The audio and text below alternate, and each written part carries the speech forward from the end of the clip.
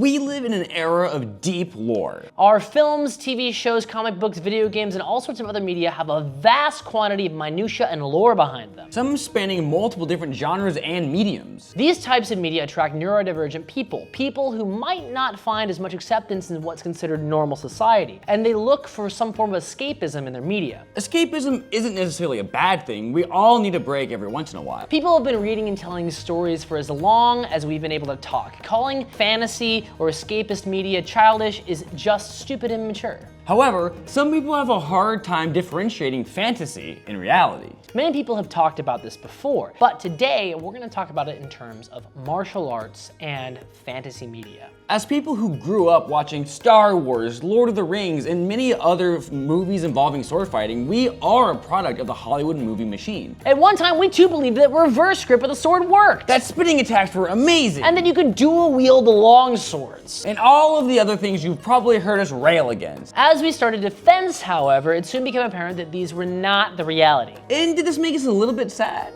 Sure. But the joy of being able to actually fight with the sword was far greater than the sadness of not being able to do a sick backflip spinning move. Some people think that learning how to fight for real takes away your enjoyment of fantasy movies, but it really doesn't. We still love ridiculous choreography. We watch anime with unrealistic swords and insane techniques. We watch Star Wars movies that have silly flourishes and spins. And we watch TV shows like The Witcher where they fight with reverse grip for no reason. I can't get over that one.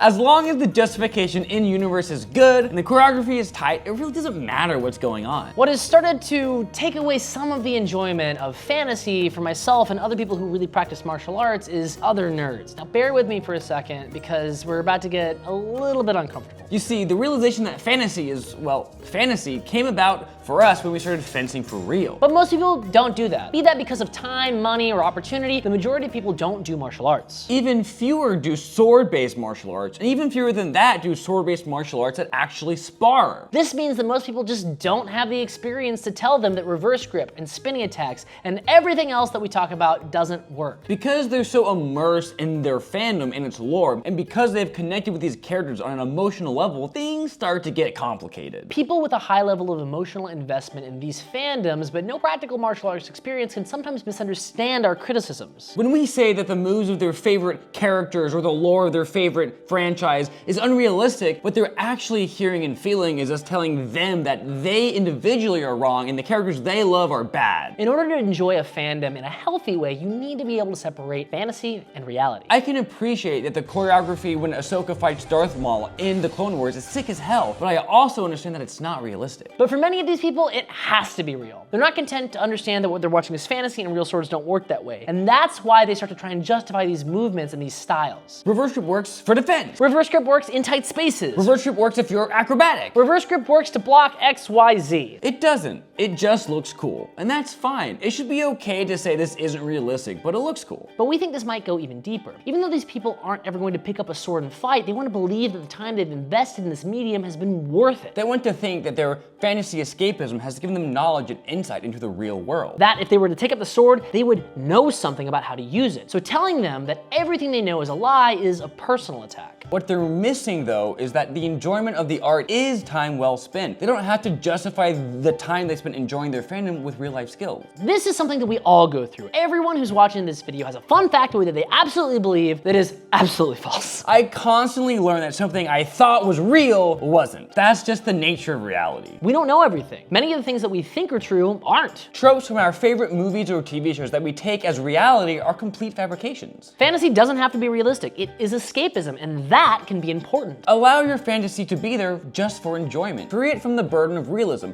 Try and appreciate both fantasy and reality. Thanks for watching, and we hope you liked the video. If you like our work, please consider donating just $1 a month to our Patreon. It's a huge help, and it keeps us making more videos for you guys.